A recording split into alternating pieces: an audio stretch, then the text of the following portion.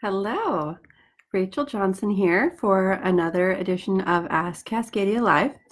Today we are going to be answering some questions about reviews, some software questions, looking at some returns, those reseller UPCs, and some questions you might have about that. If you have any questions, then please pop those into the chat below and we'll answer them as we go. And if you are watching the replay, then please type in replay below and please type your questions there so that we know that we need to answer them in the replay. Okay? Good morning, Kathy. Okay, so let's get started with the first question. The first question: for the longest time, I always wondered why I hardly got any reviews on a product. I finally had someone I know click on the review button for my product. This person lives in a different state, and my product says the reviews are suppressed. I have 44 reviews on that product, and 35 of those are from Amazon, Vine, and the early reviewer program. Of course, Amazon isn't helpful. Any experience with this? I paid Amazon for my reviews. Now I'm being suppressed. Oh, good morning, Lee. Yeah, so Amazon started doing this probably about a year ago, where they would randomly start suppressing the ability to leave reviews and not explain why. And there's a few reasons why this could be, and you need to check with a couple different friends depending on the situation. So if that friend has not bought the item, then they may not be able to leave a review. Amazon has done this for a few different categories where they actually won't let you leave an unverified purchase review for certain types of categories where there's high instances of fraud. Same with certain subcategories, certain product types. So double check that it's not because it's an unverified review, have someone actually try to buy it. The other thing that you could be having a challenge with that we've found is that pretty much any kind of discount, a coupon, or a promotion has been preventing people from leaving reviews in certain cases. So that's a problem. The last problem that we've encountered, is we've had a lot of these problems, is people who are leaving reviews who have a particular setting on their own account that says that they don't share like sensitive information. Now, I don't know how Amazon determines sensitive because some of the things that they referenced were not what I would consider sensitive. So that part was a little bit strange because I was like, how do you define sensitive? If that's your definition, that's a little bit weird. So those are the three things that are typically the cause of reviews not showing up when Amazon hasn't specifically targeted you. Now, when Amazon has specifically targeted you, there is something else that happens. We've seen two different things happen. The first is no reviews at all. No reviews for you. And that's when they perceive some sort of fraudulent pattern. That could mean that you're getting too many reviews. That could mean that you're getting too good of reviews in comparison with your overall spread. So it's actually good to have a few negative reviews over time. It could be that it looks like you're getting too many helpful votes, like they have patterns that they're looking for, and if you don't fit in them, then they do a review. If you have a problem, then you get suspended from getting reviews. So it's really based on how they define their patterns and how you fit into it. And then the second thing that we see is not full suppression of reviews, but a throttling, I guess is the right term, where you only get to have 3 or 4 reviews a month, and then after that, no one can review you. So that's what we've seen. Now, just one test of one friend logging in, you might not know the exact cause of why you don't have the ability to get reviews. So I would test a few more things, see if it works on a verified purchase, make sure that your friend doesn't have that sensitive item checked, and then see if you're getting a couple reviews a month and then stopping. So if you've got some sort of automated feedback request software running, then you can go in and see, am I getting 1, maybe 2 reviews a month and then it's stopping? Well, maybe because of that, because Amazon has started throttling things. Okay. All right. Next question. Is there a new attitude from Amazon regarding trademark accusations? I got delisted, but no flag, thankfully. No, it's not a new attitude. It's that depending on the situation, they don't see it as serious as others. Now, they used to do this just with patent takedowns, where your account wouldn't be affected, but your stuff would be taken down. So maybe they're starting to do it with trademark takedowns as well. But basically, it's the idea that the product needs to go down, but the seller doesn't get penalized for it. It's just that basic. So the idea there is that there are sometimes good reasons for intellectual property infringement that don't have to do with being a bad seller. So If they've started doing that on some trademark cases, then that's good. Because a lot of times it's not because you're a bad seller, it's because there was something that wasn't entirely clear, or someone is being a bad trademark owner and reporting things that they shouldn't. So it kind of depends on where Amazon's going, but they've had this policy for a while where they'll do a warning, but not they'll warn you for something, but won't actually penalize you for it. So hopefully that happens more and more often, because the penalization is kind of annoying. It used to be more like that.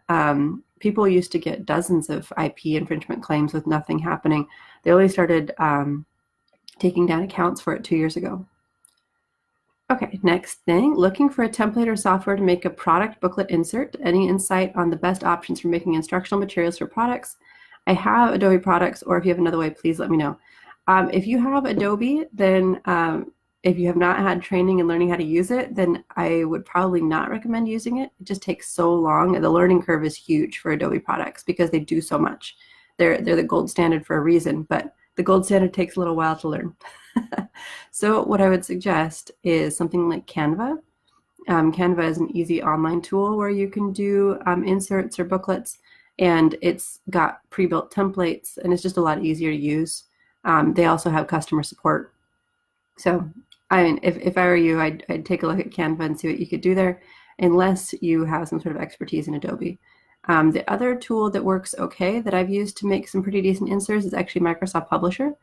So Publisher was added for free as part of Microsoft Office a few years ago. So that was nice. And if you have it, then you can make some pretty decent inserts. It's not quite as cute as Canva. The templates aren't as cute. And the overall feature set isn't as good as Adobe, but it's a nice kind of middle ground. It's a typical Microsoft product, basically. It's a good knockoff. Okay, next question. It seems like many customers are getting returned items that Amazon is selling as new. We do not sell anything used as new, but it seems people are returning the items and Amazon resells them again. I already have repackaged unsellable returns set to disabled. Any other things I could do?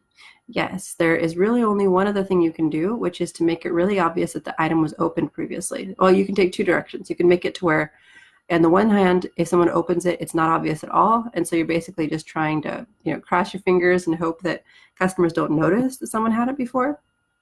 Or you can make it to where it's really obvious that the box was opened. So hopefully the Amazon employee who gets the return will be like, oh, this is a return. I shouldn't put this back into sellable inventory. This is an open return. So what happens, the whole overall process is that if someone buys something, it gets slated for pick, it gets picked, it gets shipped out. If it's completely undeliverable and that's what the return is, then it looks like it's just coming back and the original package has never been opened. Then Amazon puts it right back into sellable inventory, which is what they should do, right? Because no one's touched it, no one's looked at it, it's just gone out and come back. Now, of course, if you've got weak packaging, it could have been damaged in transit and no one would know. So the second thing that happens is someone opens the package when it arrives, they use it, they're like, ugh, this doesn't work, package it back up, send it back to Amazon. Not realizing that if they neatly package it up, because some people are very neat in how they package, they neatly package it up exactly as is and tape everything in like it's supposed to, that it looks like it's never been opened. And they put it right back into inventory. I remember one time a client who makes electrical products, a customer said they found food inside the product. Like someone had actually used it properly and then neatly packaged it back up and sent it back into Amazon. Just don't ever do that as a customer. Just don't ever do that. That's just mean. So that's one thing that you can do, is make it to where it's really obvious that it's been opened. Like if you open it, it's difficult to open, and so then it's really obvious that it's opened, it's not sellable. Then the employee at Amazon can be like, oh, okay, this is not something that's new, because some people really do. They take the time to repackage it exactly as it was, and it looks new from the outside. Amazon doesn't open everything. They've got, I don't remember how much time they have for returns, but it's like 30 or 45 seconds. Like it's not a lot. They've got to look at it, click, click, click, click, click, click, back into vent. Like it's fast. Maybe it's up to a minute, but it's not a lot of time. They don't have time to open things and look at them and check things. So you can either go the make it to where it's really not obvious route, or make it to where it's really obvious route. But as far as controlling what Amazon does, there's no way to control it. You just have to try to reverse engineer what an employee might do and, go with that. It's really unfortunate. The only good thing is you need to keep track of your returns and where it goes into your sellable or unsellable, and just keep copies of it. So like once a month, go in, take a look at the numbers, look at the returns, look at your unsellable numbers, make sure you keep track of that so that if Amazon ever warns you for selling used sold as new, you can put together a really fast appeal. We handle a lot of these, and there's so many of them for some clients where we actually do bulk discounts because we're like, oh, you got 6? Okay, we'll do a bulk discount. There's just so many. So yeah, there's a lot of them that happen, and it's pretty frustrating because FBA does one thing and product policy enforces on another. And you know, the right hand isn't talking to the left. In fact, they don't even know the left exists almost. That's what it feels like. So, okay. My first products on Amazon were listed with the UPCs I bought in bulk from a website like Cheap UPCs. Never had a problem with them. But since Amazon was reinforcing new rules, I bought a license for 100 UPCs on Canadian GS1. I used 10 of them the first year, then noticed that every single code was taken on Amazon for the same big brand name, American Imaginations, to list different kinds of sync sets. The only seller on these listings is Amazon.com. Captive team said I can't have them back, but they can split UPCs into 2 different ASINs. Now, every time I need to list a new product, I need to open a case with seller support, and every single time they do it differently, they mess up my inventory, SKUs, categories, etc. Question number 1, how did it happen that all my UPCs were stolen, and it looks like by Amazon itself? They were not in use when I purchased the license. Question number 2, is there proper wording to contact seller support so they do it properly? Okay, long question with a fairly lengthy answer. So the first thing is, up until recently, Amazon did not have the ability to give you back your UPCs at all, which was pretty unpleasant and not okay. So you'd have to use your UPCs everywhere else except Amazon. Now they have a method, as they mentioned, to split the UPCs. So they just show up on multiple ASINs. And then you have the problem of things showing up and filing a ticket every single time you make something new. That is their workaround. That is the improvement in the process. So that's a problem. The way that it happened that all your UPCs were stolen was exactly the same way that you had items listed in the first place. Somebody bought something off of some site and used them. It could have been a generated UPC on eBay. It could have been someone selling somebody else's old list, and then when they give them back to GS1, GS1 can then reuse it in future. Well, somebody else could have sold those in the meantime. So that's how it happened. Now, as far as the challenge of having it be Amazon, that's part of the challenge, is because it's more difficult to get your stuff back from Amazon. If it was, another seller, then you might be able to get them to switch out the UPCs. But as far as Amazon, it's much more difficult. Now, is there proper wording to contact seller support so they do it properly? You just need to get on the phone, to be honest. And try to get a captive associate. There's not many people who know how to do this, and it is somewhat new, so that's another problem. And then there's new process or procedures that usually go to their team lead. The team lead's usually been there for a while. Whenever there's something new, often the team lead doesn't know about it, or they do it wrong, or something like that. So it's good to get on the phone. This is a pretty hairy situation because Amazon always required UPCs, but they never validated them. So it was this stupid situation where everyone had to have one, even if they didn't have one. And so they came up with ways to do that weren't necessarily in line with what GS1 would have wanted. So Amazon should have either not required UPCs or validated them, but not required them and then not validated them. That's like the worst approach that they could possibly have taken for this kind of situation. So yeah, we have had multiple clients whose UPCs were already in use by someone else. The difference for them was that it was another seller. And so they're able to get Amazon to take it out of the use entirely. So they basically just took them away from that other seller. With Amazon, I don't know how that would happen, because you would have to delete it from, you'd have to delete it from the actual listing, and that would be fairly difficult without replacing it with something. Okay, next questions. Similar to the above question, continuation, I purchased a series of 10 GTIN numbers from GSI and began making new listings in the stationery category. Every new GTIN number I entered was attached to an ASIN of another company in clothing that is not currently selling those products on Amazon. When I asked seller support for assistance, this is the response I got. Please note that once a UPC has been assigned to a listing, it cannot be modified, altered, or edited in any way.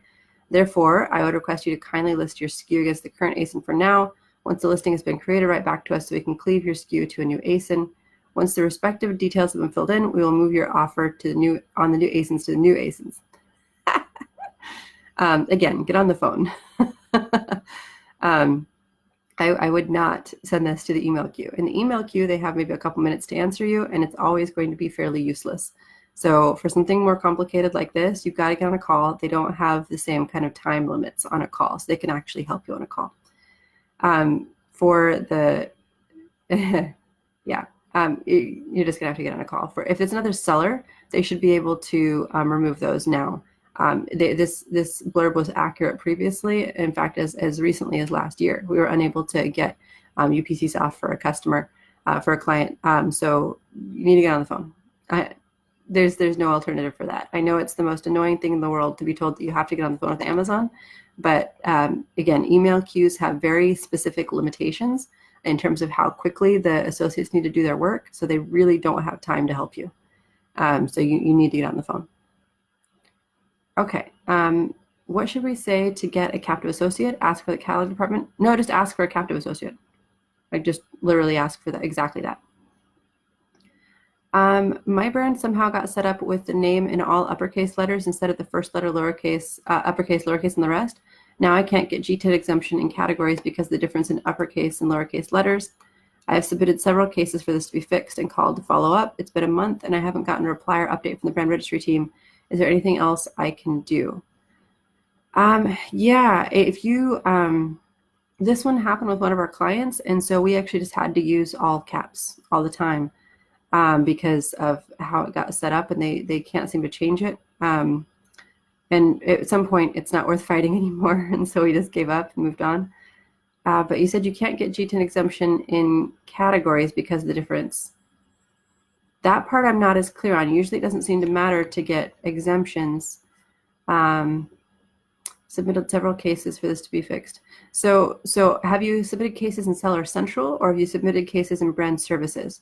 Because if you submit it in Brand Services, then they might be able to help you. If you submit it in Seller Central, they don't seem to transfer them to the Brand Registry team properly.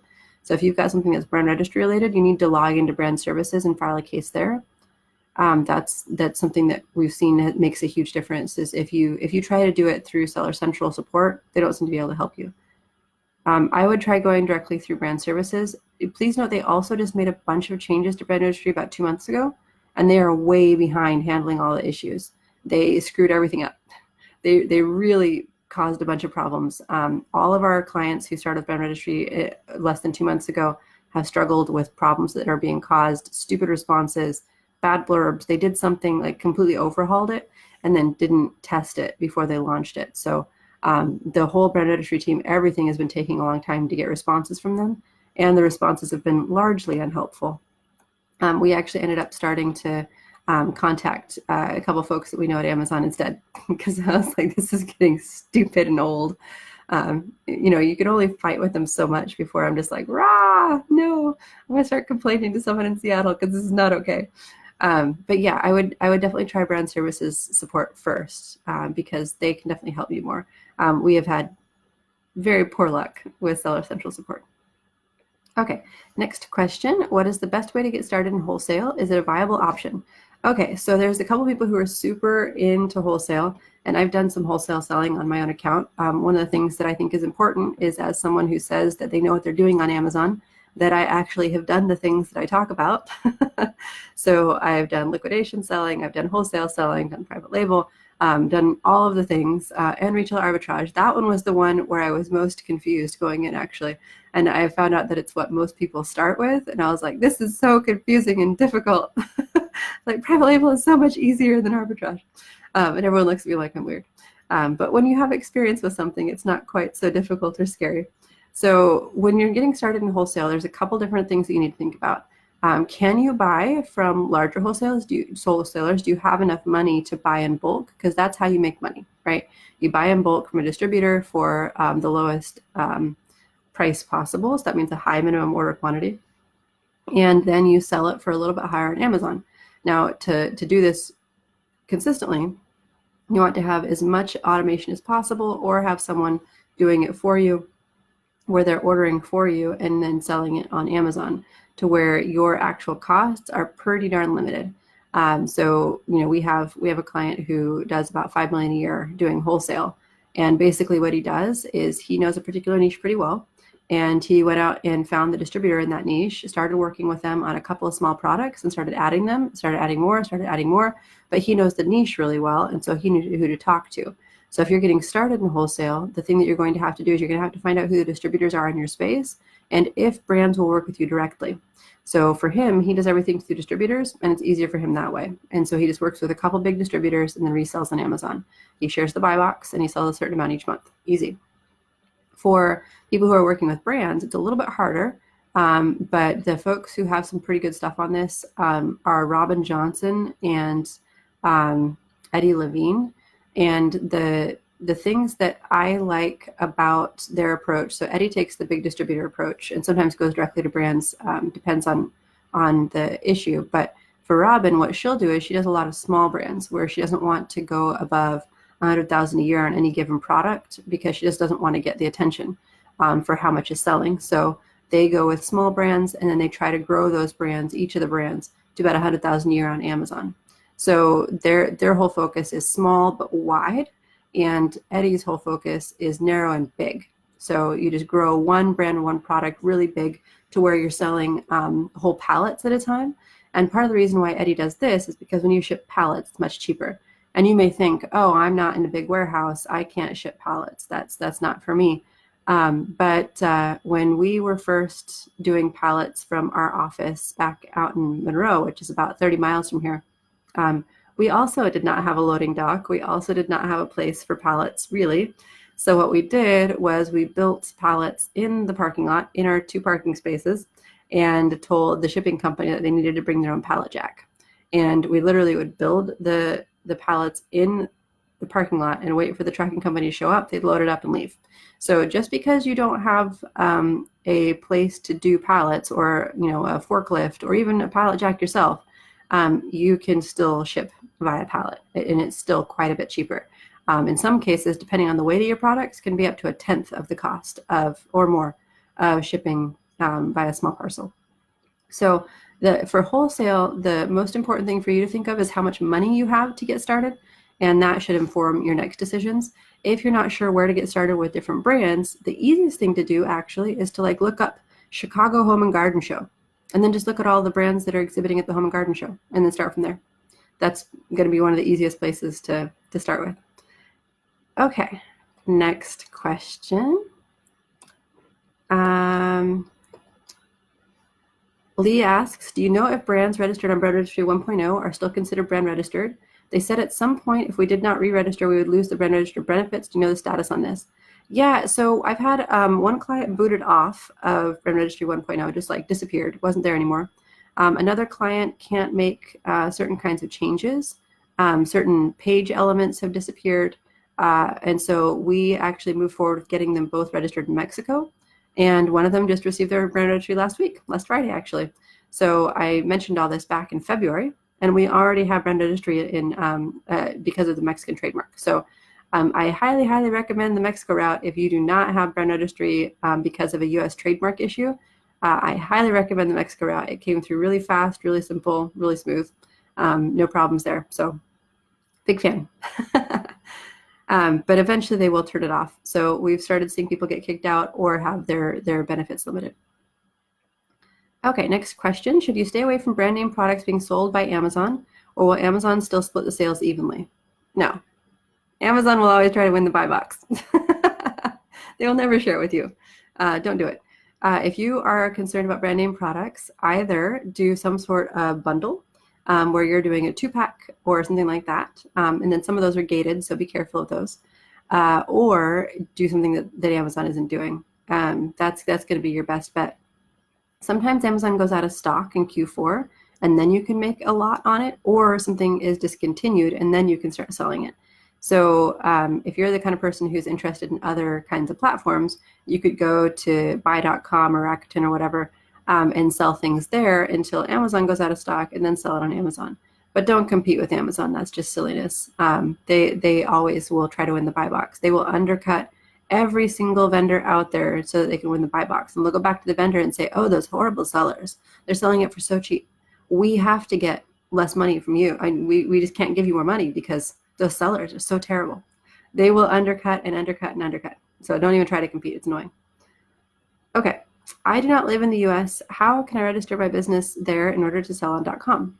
Okay, the best place to register is likely going to be Wyoming or Nevada, and you need to register an LLC. Find a lawyer to help you do this. You can create an LLC as a foreign entity, but you need to do it properly and register it properly. So we have a lawyer that we work with for business registration for our foreign clients. And basically we just have him put it together. He organizes everything, he registers it properly, he gets the LLC operating agreement in place so that that can be registered with the Secretary of State. Then you have your registered agent, and then your registered agent is your address in the US, and your business is your certified US person, or whatever they call it. Then you can be a fully US company for the purposes of being on Amazon. I highly, highly recommend this because Amazon has been so strict with foreign companies lately. Where it's just been really difficult to open an account if you're a foreign company, or if there's anything different about your validation of your information, like if they ask for a passport, or if they ask for validation that you're a real person.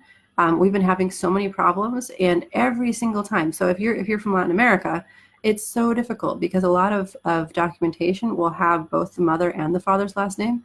And that's just not typical here. And so people think that you're trying to hide something by having aliases or something. It's super dumb and super weird. But that's something where I've seen it be a lot less stressful and a lot less effort to spend the time up front and get everything set up to be a US entity. And then it just flies right through and no one's checking anything because all of your paperwork lines up at the beginning. Don't forget that if you're going to do that, you need to have some sort of utility bill registered to that registered agent. And so what you'd do is you'd sign up for like a pay-as-you-go phone or something like that, and then have the address for that utility be the registered agent. And there's my cat. Marina says, thank you for this tip about building pallets. I have a shipping container on my driveway for storage and thought I couldn't build pallets until I leased industrial space. Yeah, you can do it in your driveway. No joke. The one thing I would say is that don't build the pallet until, and you have to make sure that you've got the kind of stuff where you can wrap it around by hand. It's kind of a fun little exercise. And Uline has pallets and the wrapping material for a reasonable price, and they'll drop it off right at your location. So they do direct delivery.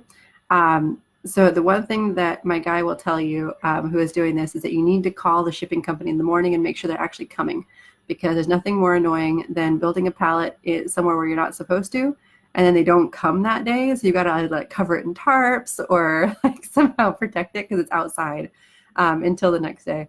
So around here it rains a lot, and so if you leave a pallet out overnight, it could get pretty soaked. So he would always call in the morning to double check, because there were a couple times that he'd built a pallet, but the rain was coming, and so he had to unbuild it, bring it back inside, and then rebuild it the next day. So that's the one thing I would say is call the trucking company that you're assigned to, make sure that they have a pallet jack on the truck for one, and two, that they are actually coming. Okay, next question here. Do you have any updates on the pesticide issue? After calling and spending hours on the phone, I thought listings were resolved and escalated, but instead more items were not editable, but still strangely items still available for sale. Yeah, it just keeps being worse, right? All of our clients, same thing. So one thing that I heard on the forum, because I've been following along and trying to follow up with what's going on and what they're doing, there is a quiz that you can take that apparently makes it to where you can sell pesticide items, which would just negate the whole problem of being improperly classified in the first place. I'm sure that it'll still be annoying in some other way, but hopefully it'll stop the things dropping from sale or from disappearing. So the quiz, you just go to contact us, help, and then type in pesticide. Just type in pesticide, just that's it. The second result should be sellers take quiz to sell pesticides or something like that. Take the quiz. It should take you about 45 minutes to an hour. You'll learn more about FIFRA than you ever wanted to, but hopefully that will fix it for now. I'm sure there'll be other problems where they're still asking you for documentation to prove that you've been registered, and you're like, it's not even a pesticide. So I'm sure that will happen in future, but at least for now, it seems to be that could work. So I'm having all my clients take the quiz. Basically, we're just trying anything that comes up that could fix the problem, we're trying, because we have exactly the same issue as you. It'll get resolved, and the next day it's taken down. For one client, we've lost about 400 units in sales for a $40 product. You know, that's not insignificant. And for other ones, there's whole parts of their product line that's down. It's pretty frustrating. And I heard a rumor that somebody got fired over this, and I hope somebody else gets fired too, because it's been 3 weeks in now and they still haven't fixed it. Okay, so the cat's name is Max, which is short for Maximilian. And my other cat's name, she's outside right now, is Elizabeth, which is Cece for short, because I named my cats after Austrian monarchs. That's how you know you're a total nerd. I lived in Vienna for a while. And so Maximilian I was one of the great Habsburg monarchs, and Sissi is, you know, the Empress Sissi from the 19th century. If you've ever been to Vienna, you have seen Sissi because she's everywhere. Between Mozart and Sissi, that's what's all the tourists see in Vienna. So yeah, I named my cats after Central European monarchs.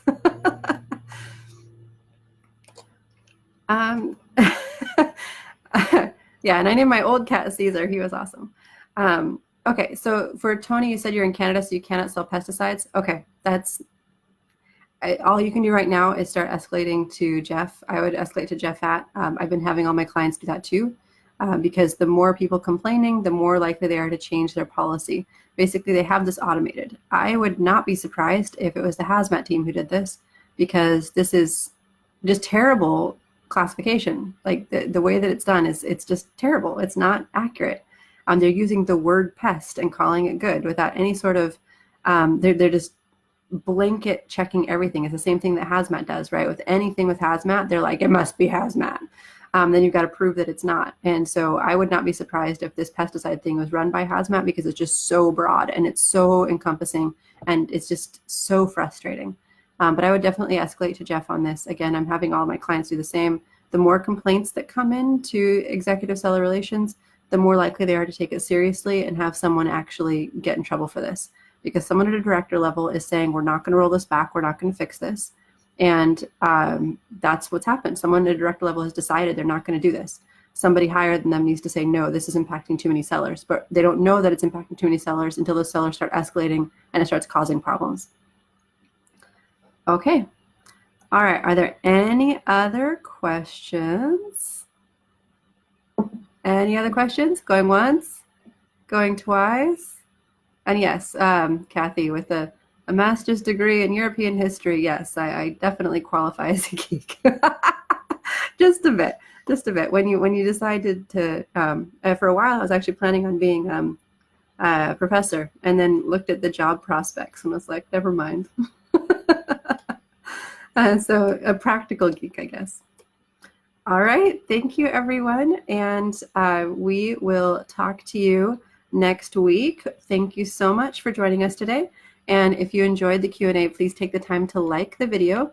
And if someone could benefit from the information that we talked about today, please feel free to share it with them or ask them to join the group. So thank you all, and I will see you next Wednesday for another fun time talking about Amazon and maybe some more historical trivia. Who knows? All right, take care, you guys. Talk to you next week.